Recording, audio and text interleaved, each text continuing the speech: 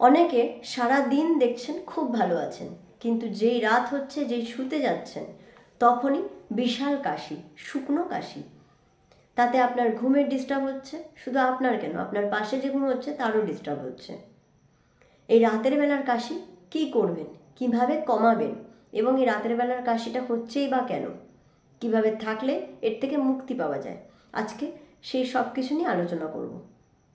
তবে আমার চ্যানেলে যারা প্রথম, যদি আমার ভিডিওটি হেল্পফুল মনে হয় তাহলে অবশ্যই সাবস্ক্রাইব করবেন আমার পরবর্তী ভিডিওর আপডেট পেতে, এবং যদি ভালো লেগে থাকে লাইক করবেন।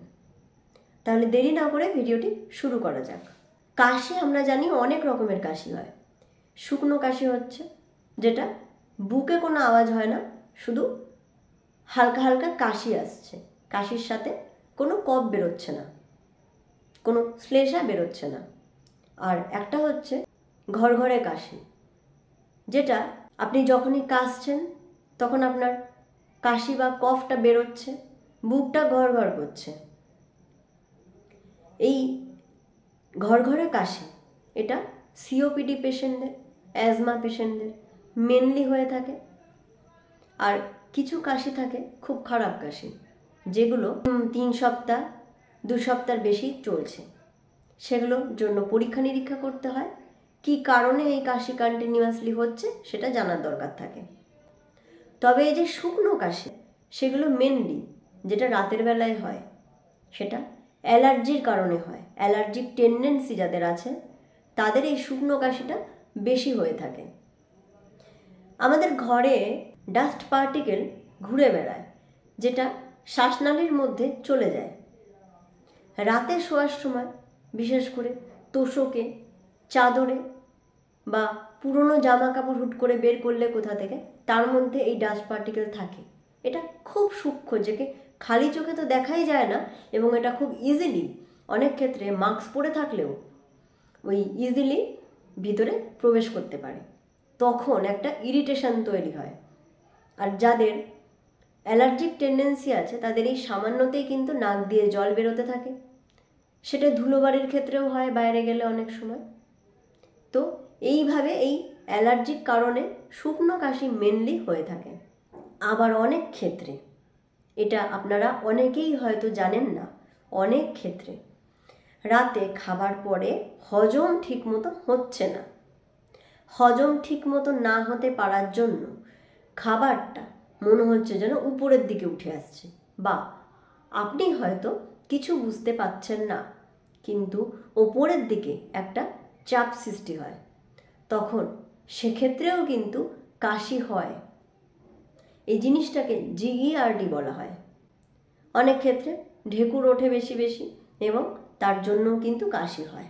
আর তাছাড়া রাতের বেলা শুলে, মানে মেনলি পশ্চারিং চেঞ্জে, এই যে আপনি শুচ্ছেন, শোয়ার পরে আপনার এই পজিশানে আপনার কাশিটা বেসিক্যালি বেশি হয়। তাই জন্য আমরা বলে থাকি যে কাশি হলে শোবেন না, উঠে একটু ফরওয়ার্ড বেন্ডিং হয়ে বসে থাকুন। তাই শুলে একটু কাশির টেন্ডেন্সিটা বেশি থাকে। তাই এইসব কারণেই রাতের বেলা কাশির টেন্ডেন্সিটা বেশি হয়।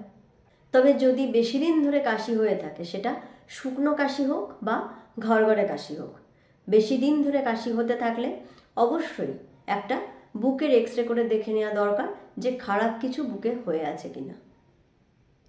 বুকে অনেক সময় জল জমলেও কিন্তু কাশি হয়। তাই বেশি দেরি না করে, অনেক দিন ধরে কাশি হচ্ছে, একটা ডাক্তার দেখান এবং বুকের একটা এক্সরে করে দেখে নিন। এবার বলবো, এই যে রাতে কাশি হচ্ছে, কি উপায় কমাবেন? অবশ্যই উপায় আছে।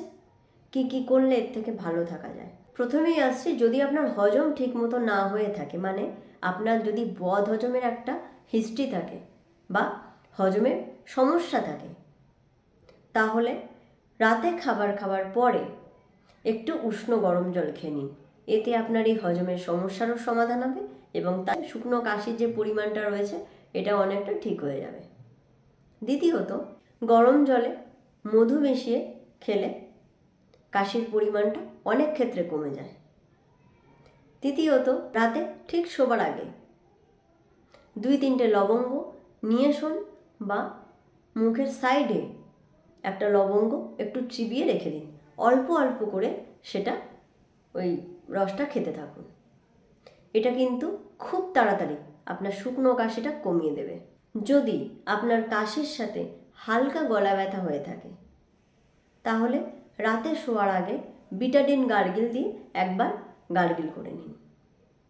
সিজন চেঞ্জের সময় বা যদি আপনি এসি চালিয়ে শোন বা যদি খুব স্পিডে পাখা চলছে, অ্যাটলিস্ট চেষ্টা করুন মাথা, কানটা, গলাটা ঢেকে রাখার। এটা কিন্তু কাশির পরিমাণটা অনেকটা কমায়। নেক্সট হচ্ছে আদা। আদার মধ্যে অ্যান্টি ইনফ্ল্যামেটরি প্রপার্টি রয়েছে। আদা টুকরো টুকরো করে একটু মুখের মধ্যে দিয়ে রাখলে আপনার কাশির, এই শুকনো কাশির পরিমাণটা খুব শিগগিরই কমে যাবে।